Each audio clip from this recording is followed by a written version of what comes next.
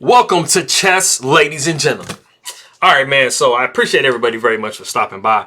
And so I did have a friend of mine request a Bobby Fischer game from his historic 11-0 run at the U.S. Championships in 1963-64.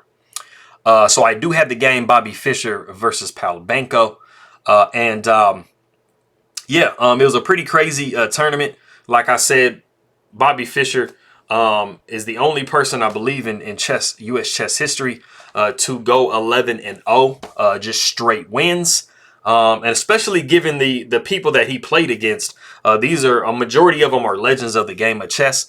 So it's just, I mean, it was like an all-star game type of situation. So, for all of my people that are coming from the Philippines, I will say mabuhay. And magandang umaga. It is still very early in the morning over there. I don't really think a lot of people are up unless they stayed up from last night. But anybody who is coming from Hungary, because Benko is originally from Hungary, I will say hello in Kusanem. Appreciate you guys very much for stopping by. So let me see. Before we get rolling, I did want to show some of these players that were a part of this this tournament, because a lot of them, as you guys know, are pretty historic figures. So first of all, we have an Edmar Mednis, and he was he was actually an author. He wrote a few chess books himself. I actually have one of them. And, so he's a pretty big name in chess. So, I mean, definitely not a pushover. And of course, right here we have Larry Evans.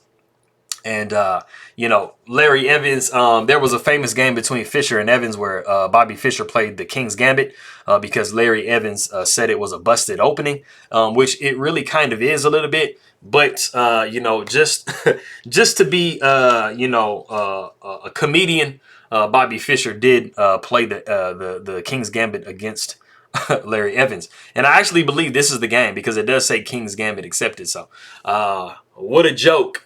Anyway, there's also Robert Byrne, who is the brother of Donald Byrne. That was when Bobby Fischer played the game of the century, as Hans Kamach did say back in 1958. We have Arthur Bisguier, who is another big name in chess. And of course, the Samuel Reshevsky.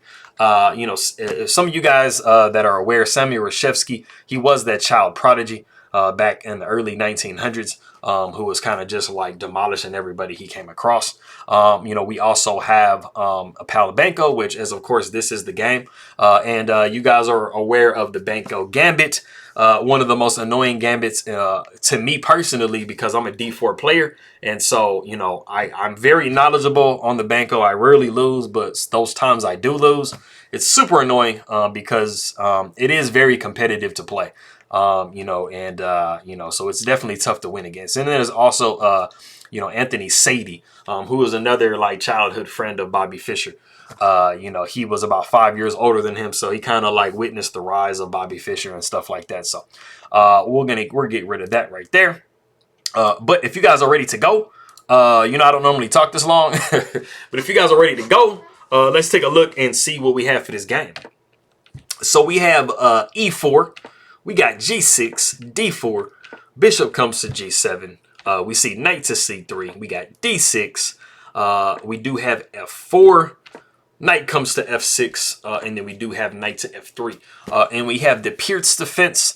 This is just the main line of it. I'm not sure, honestly, when F4 started being played. But you're just trying to get the biggest pawn center that you possibly can. I personally go C4, D4, E4 if allowed.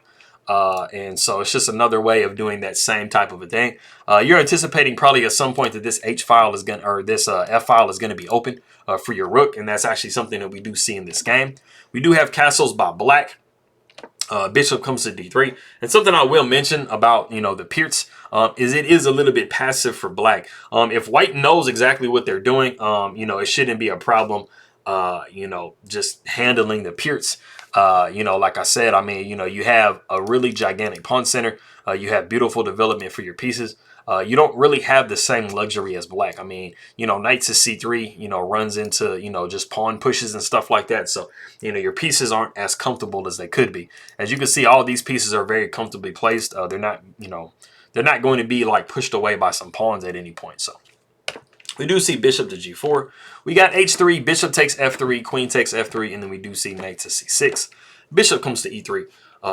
Like I said, white has done everything they needed to do. You know, they're about to get castled at some point coming up. We do have e5, and this is actually, as of 1963, the novelty of the game. It's really interesting, I think, because e5 is, especially in like a king's Indian, or a Pierce or something like that, e5 is a very, very common move to play, because you're just trying to break up, you know, this nice pawn center that black has established. Because knight to c6 was played, you don't have a c5 type of a break, so it just seems the most logical move to play in the position. So it's interesting, like I said, this was when it was first played. And knight to b4 isn't really the best try, because you're going to be looking at castles long. I mean, white is just, you know, doing very, very well. And you just moved this knight a second time. So going back, like I said, we did see e5, pawn took e5, pawn took e5, and then we do have f5. And like I said, I mean, we're looking at possibly opening up this f file and getting active. So pawn takes f5, queen takes f5, and then we do see knight down to d4. And this is slightly annoying for white, you know, because, you know, that is pretty nice placement for this bishop. But we do see queen down to f2. Knight comes back to e8, and we see castles by white. And like I said, you know, we do have a lot of pressure on this file. The queen has the ability to pretty much move anywhere here. This bishop is you know, doing a good job of being where it's at. And so we definitely have very active play as far as white is concerned. And this rook has not moved at all. And neither has the queen, really.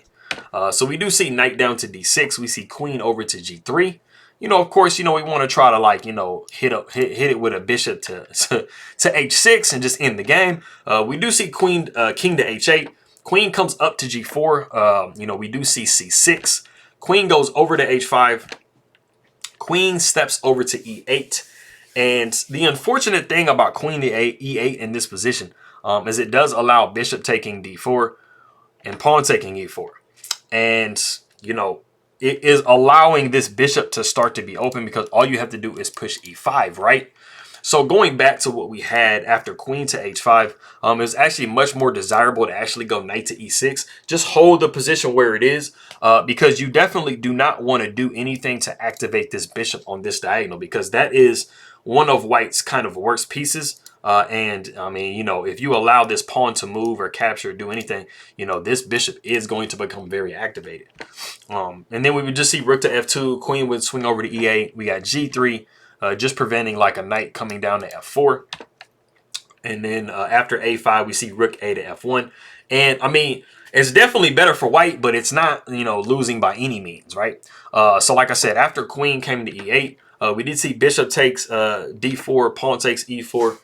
Or pawn takes d4, and then we have actually reached a point in the game that if you do want to pause the video and see what move Bobby Fischer plays in this position, it's a real beauty. Go ahead and do so.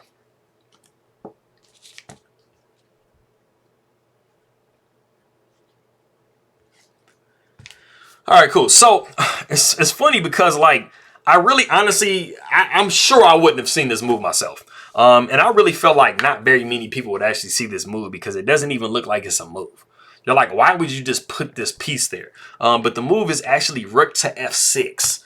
And you're just thinking like, man, dude, like, it's like, man, it just seems like it just gives away a rook, right? Well, there's a very serious idea behind it. And that is, if bishop does take f6, you have a real problem after e5. Because, I mean, you're going to be, you know, threatening checkmate in one. And so you can't really move either one of your pieces. I mean, there's really nothing that you can do in this position other than throw the knight in the way. And then after the bishop takes, you're still threatening checkmate in one. You can try to push h6, but I mean, queen taking h5 or h6 is going to force the king over. And then you do have checkmate in one. So, I mean, that's just delaying the stuff. So after we do see rook up to f6, we actually see king over to g8. It doesn't help much, but it's doing a little something. We do see E5 here.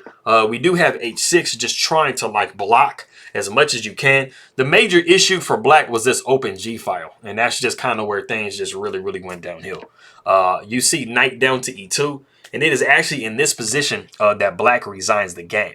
And I mean, it's kind of obvious like why black resigns the game. I mean, their knight is hanging. They really can't move it because if you did move it away to try to save it, you know, you're looking at queen over to F5, and this is threatening, you know, mate. There's no avoiding checkmate in this position at all. So you can't move your knight. You have to maintain protection of this square, but I mean, you don't really have protection because you have the rook and the bishop both, you know, eyeing that square.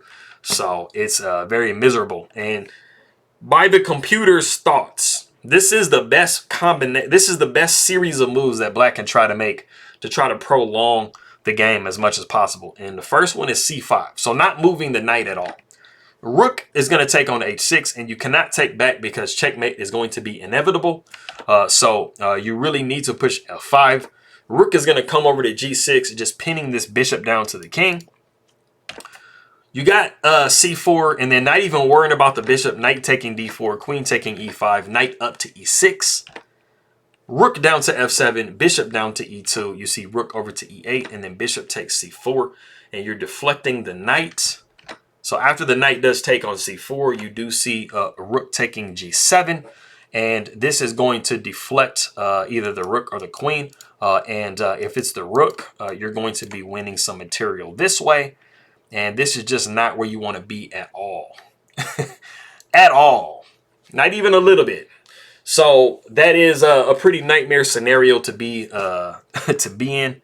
And all you have to do is knock this knight out the way, and you have a nice discovered attack here on the queen after check. So this was just a really demolishing type of a game. And I think that a lot, like pretty much all the games in that U.S. Championship year, they pretty much went along these same lines. I mean, Bobby Fischer, I mean, he just completely dominated like everybody that he played. And I mean, like I said, he's playing some big name people. Just to show you the people again, like, I mean, he's playing like a lot of these people have like actual openings named after them. They've written books. You know, they're like, you know, like famous chess contributors. So he definitely didn't play, just kind of just your average everyday chess player type deal. So it's kind of crazy, man. But I appreciate you guys very much. Maraming salamat, aking magkaibigan. Kusanem if you are coming from Hungary. And I will see you guys next time.